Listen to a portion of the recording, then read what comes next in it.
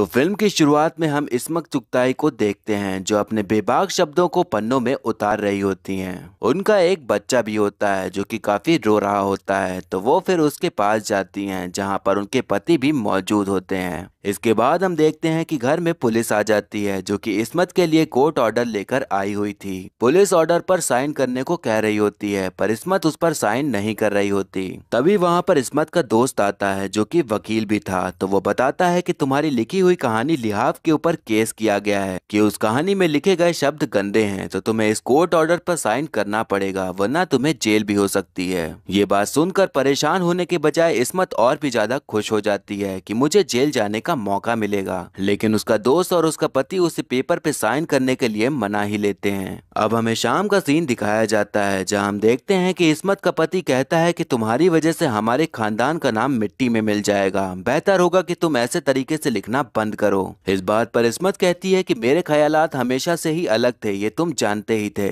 और मैं बाकी औरतों जैसी नहीं हूँ जो अपनी शर्म हया को ही अपना गहना मान बैठे। मैं नहीं समझती कि औरतों और मर्दों का जेवर अलग अलग है, और अगर आपको अपने खानदान की इतनी ही चिंता थी तो आपने मुझसे शादी ही क्यों की। उसका पति उसकी कही हुई बातों पर ज्यादा ध्यान नहीं देता और कहता है कि अगर तुम ऐसे ही करती रही तो हमारी शादी ज्यादा दिन तक टिक नहीं पाएगी। अब हम देखते हैं कि इस्मत अब मशहूर लेखक मंटो से मिलती है। वो कहते हैं कि हमारी कहानी तो साथ साथ चलती ही थी और अब तो हमारे केस भी साथ साथ चलेंगे, तो तुम फिक्र मत करो, हम दोनों साथ में ही लाहौर चलेंगे। अब हम देखते हैं कि इस्मत की अब लाहौर कोर्ट में पेशी होती है और उसके केस की कार्रवाई शुरू हो जाती है। अब यहाँ पर हमें इस्मत की लिखी हुई कहानी लिहाफ सुनाई और दिखाई जाती है। ये कहानी थी 1922 की, जहाँ हम देखते हैं कि एक औरत जिसका नाम बेगम जान है उसकी शादी हो रही होती है। शादी हो जाने के बाद वो कमरे में बैठकर अपने पति के आने का इंतजार कर रही होती है, पर काफी इंतजार के बाद भी उनके पति नहीं आते और बेगम जान के शादी की पहली रात की सारी इच्छाएं अधूरी रह जाती हैं।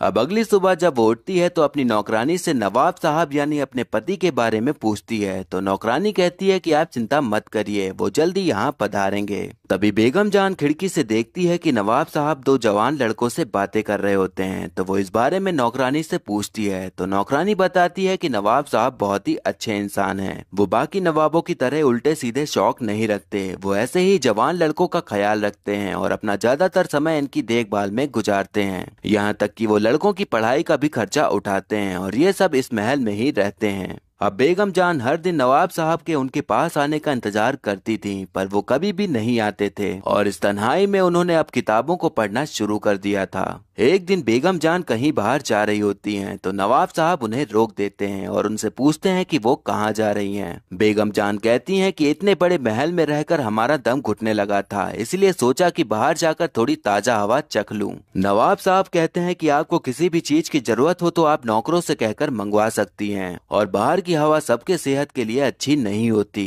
बेगम जान समझ जाती हैं कि नवाब साहब उन्हें बाहर नहीं जाने देना चाहते और वो फिर उदास चेहरा लेकर वापस चली जाती हैं। अब ऐसे ही कई दिन बीतते चले जाते हैं, लेकिन नवाब साहब बेगम जान को कोई भी अहमियत नहीं देते और बेगम जान को लगने लगता है कि नवाब साहब को उनमें कोई दिलचस्पी ही नहीं है। अब हम देखते हैं कि ऐसे ही महल में पड़े पड़े और तन्हाई में जीते हुए अब बेगम जान की तबीयत खराब होने लग जाती है और उन्हें देखने के लिए नवाब साहब ने डॉक्टर को बुलाया होता है। बेगम जान की नौकरानी बताती है कि उन्हें जोड़ों में दर्द रहता है और कई बार इन्होंने दर्द की शिकायत करी है। इस बात पर नवाब साहब कहते हैं कि वो बेगम जान के लिए एक मालिश करने वाली को रख देंगे। अब अगली सुबह जब बेगम जान की आंखें खुलती हैं तो उनके सामने मालिश करने वाली औरत रब्बो खड़ी होती है। अब रब्बो बेगम जान के पीठ पर तेल लगाकर मालिश करना शुरू करती है, तो बेगम जान की आंख से आंसू आ जाते हैं। रब्बो उनसे पूछती है कि वो रो क्यों रही हैं, तो बेगम जान बताती हैं कि इतने दिनों के बाद मुझे किसी ने छुआ है। बेगम जान अकेले रह रहकर इतना ज्यादा तन्हा और मायूस हो चुकी थी कि रब्बो का पहली बार छूना भी उनके अकेलेपन को दूर करने जैसा था।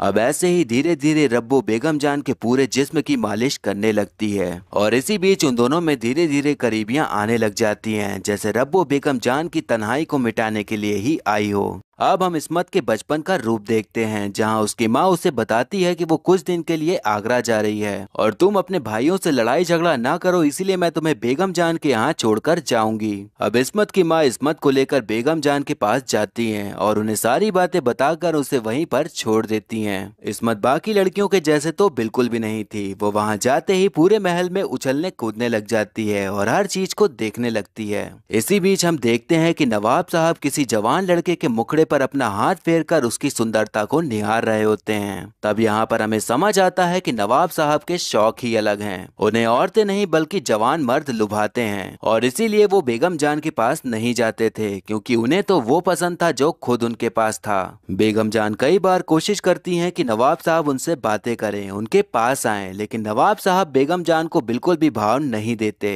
अब बेगम जान की भी अपनी कुछ इच्छाएं थी जो कि सिर्फ नवाब साहब के होने पर ही पूरी हो पाती, लेकिन वो उन्हें देखते तक नहीं थे। इसीलिए अब अपनी इच्छाओं को पूरा करने के लिए बेगम जान ने रब्बो का सहारा ले लिया था और अपने अंदर की खाली जगह को भरने के लिए रब्बो के करीब जाने लगी थी।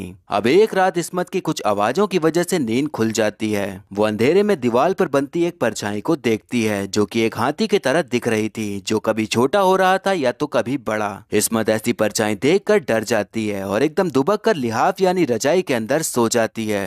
दरअसल वो परछाई बेगम जान की रजाई की थी और वो छोटी बड़ी इसलिए हो रही थी क्योंकि बेगम जान के ऊपर रब्बो लेटकर कुछ अलग ही तरह की मालिश कर रही थी, जिससे कि इस्मत एकदम अनजान थी क्योंकि वो अभी बच्ची थी। इसीलिए उसे नहीं पता था कि बेगम जान के लिहाफ से जो हाथी की परछाई बन रही है वो हाथी नहीं बल्कि दो औरतें हैं जो आपस में जिस्मानी प्यार कर रही हैं। अब एक दिन रब्बो बेगम जान के बाल संवार रही होती हैं, तभी वहां पर नवाब साहब आते हैं और कहते हैं कि महल में कुछ मेहमान आए हुए हैं, तो आप तैयार होकर जल्दी से वहां पर आ जाइए। अब बेगम जान तैयार होकर मेहमानों के सामने जाती हैं, तो नवाब साहब ऐसे पेश आ रहे होते हैं जैसे कि वो बेगम जान के हमेशा पास ही रहते हैं। इस बात पर बेगम जान वहां से अचानक उठकर जाने लगती हैं। नवाब साहब उन्हें रुकने के लिए कहते हैं, पर बेगम जान उनकी भरे महफिल में बेइज्जती करके चली जाती हैं। अब रब्बो बेगम जान के पास आती है और कहती है कि आपने जो वहां पर किया वो सही नहीं था, इसलिए आपको नवाब साहब से माफी मांगनी चाहिए। बेगम जान रब्बो की बात मानकर नवाब साहब से माफी मांगने जाती है और कहती है कि रब्बो ने हमें हमारी गलती का एहसास करा दिया है। नवाब साहब कहते हैं कि आजकल इस महल में मेरी न सुनकर रब्बो की बातें ज्यादा सुनी जा रही हैं। इस बात पर बेगम जान कहती हैं कि दिल उसी की सुनता है जो दिल के करीब होता है। अब हम देखते हैं कि रब्बो बेगम जान के पास आती है और उनसे कहती है कि वो 2 दिन के लिए अपने घर जा रही है।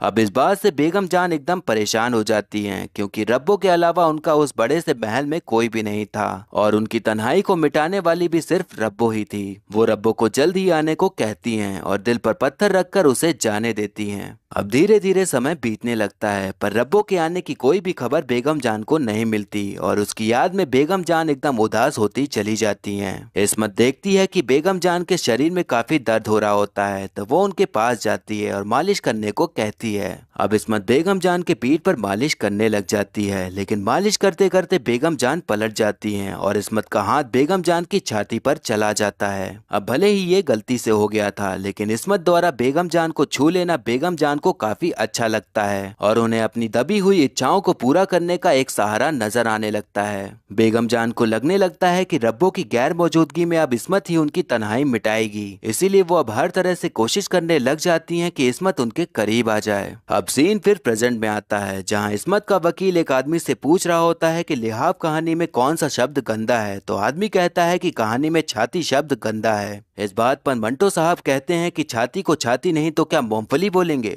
अब अगले दिन कोर्ट की फिर से सुनवाई होती है और वहीं पर इस्मत बैठी होती है। तभी वहां पर एक आदमी आता है और उससे कहता है कि तुम इतनी गंदी गंदी कहानियां लिखती हो कि तुम्हें तो जेल होनी ही चाहिए। अब जीन फिर से लिहाफ की कहानी पर जाता है, जहां हम देखते हैं कि बेगम जान इस्मत को अपने पास बैठाकर उसके साथ एक खेल खेलकर उसे अपने करीब और रिझाने की कोशिश कर रही होती हैं, लेकिन इस्मत को उनके इरादे कुछ ठीक नहीं लगते, इसीलिए वो वहां से भाग जाती है। अब हम देखते हैं कि अब रब्बो वहां वापस आ जाती है, तो उसे देखकर इस्मत के अंदर जान में जान आती है कि अब बेगम जान उसे तो परेशान नहीं करेंगी। अब रब्बो बेगम जान से मिलती है तो बेगम जान उस पर खूब गुस्सा करती है क्योंकि वो 2 दिन का बोलकर 3 दिन के बाद आई थी और वहां से उसे चले जाने को कहती है। अब रात होने पर बेगम जान इस्मत को अपने कमरे में बुलाती है और कमरे का दरवाजा बंद कर देती है। वो इस्मत के सामने ही अपने कपड़े बदलने लग जाती हैं। इस्मत डरते हुए उनसे कहती है कि उसे अपने घर जाना है और बार बार यही कहने लगती है। तभी वहाँ पर रब्बो आ जाती है तो मौका देखकर इस्मत वहाँ से भाग जाती है। रब्बो समझ जाती है कि बेगम जान अपनी हवस को मिटाने के लिए इस्मत को रिझाने की कोशिश कर रही हैं, तो वो उनसे कहती हैं कि कच्ची अंबियां तो खट्टी ही होती हैं। बेगम जान की कई कोशिशों के बाद भी इस्मत उनके करीब नहीं आ रही थी, जिसकी वजह से उनको बहुत गुस्सा आ जाता है और वो तोड़ फोड़ करने लग जाती हैं। तब रब्बो उनके पास आकर फिर से उन्हें सहारा देती है। अब रात होने पर इस्मत की नींद फिर से किसी आवाज की वजह से खुल जाती है और वो फिर से दीवार पर लिहाफ से बनी हाथी जैसी परछाई देखती है। इस बार वो सोचती है कि वो उस हाथी की परछाई से डरेगी नहीं, बल्कि वो देखेगी कि लिहाफ से हाथी की परछाई कैसे बन जाती है। वो उठकर उस कमरे की लाइट जला देती है और जैसे ही वहाँ रोशनी होती है तो वो हाथी की परछाई तो गायब हो जाती है, पर उस परछाई का राज अब खुल जाता है, जिसे देखकर इस्मत के होश उड़ जाते हैं। इस्मत ने अब देख लिया था कि रजाई से हाथी की परछाई कैसे बनती है, और वो हाथी नहीं बल्कि उसकी सोच से कोसों दूर कुछ और ही था जो लिहाफ के अंदर बनता था। अब सीन फिर प्रेजेंट में आता है, जहां कोर्ट का जज इस्मत को बता रहा होता है कि आप पर जो इल्जाम लगाए गए हैं वो बेबुनियाद हैं और आपकी लिखी हुई कहानी लिहाफ बिल्कुल भी गंदी नहीं है। लेकिन हाँ, ये कह सकता हूँ कि आपके दोस्त मंटो की कहानियों में बहुत गंदगी है। इस बात पर इस्मत मुस्कुराते हुए कहती है कि वो तो कुछ नहीं, बस समाज को आईना दिखाने की कोशिश करते हैं। अब हम देखते हैं कि इस्मत चुगताई अपने घर की बालकनी में खड़ी होती हैं और वहाँ कई लोग इस्मत चुगताई मुर्दाबाद के नारे लगा रहे होते हैं और फिर फिल्म यहीं पर खत्म हो जाती है। तो दोस्तों, ये एक सच्ची घटना पर आधारित शॉर्ट फिल्म है और मंटो जैसे ही इस्मत चुगताई भी काफी कंट्रोवर्शियल कहानियां लिखती रहती थी और लिहाफ भी उनमें से एक थी। उस टाइम पर एक औरत का कहानी लिखना, वो भी ऐसे टॉपिक पर जिसे आज भी नकारा जाता है, ये बहुत ही बड़ी बात रही होगी। जैसा कि आपने देखा कि इसके लिए उन पर केस भी हुआ था, लेकिन वो केस जीत गई थी। लोगों को लगता था कि वो गंदी कहानियां लिखती हैं, लेकिन वो कहानी उन लोगों के ही बीच की होती थी, क्योंकि कहानियां मनगढ़ंत जरूर होती हैं, पर वो रियल लाइफ के इंसिडेंट से ही उठाई जाती हैं और उन्हें अपने शब्दों में पिरोया जाता है, तब जाकर वो एक इंटरेस्टिंग पढ़ने लायक कहानी बनती है। इस्मत एक बेबाक और निडर लेखिका थी जो अपने कलम को किसी के डर से चलाना नहीं रोकती थी और वो वही लिखती थी जो वो चाहती थी। अब कुछ लोग उनकी आलोचना करते थे तो कुछ लोग उन्हें पसंद भी करते थे। बात करें कहानी लिहाफ की, तो भले ही आज के टाइम में गे और लेस्बियन रिलेशनशिप को उतना सराहा नहीं जाता, लेकिन कहीं ना कहीं ये दोनों रिश्ते छुप छुप कर चल ही रहे होते हैं, पर जब बातें सामने आती हैं तो कोई भी इन्हें स्वीकार नहीं करता।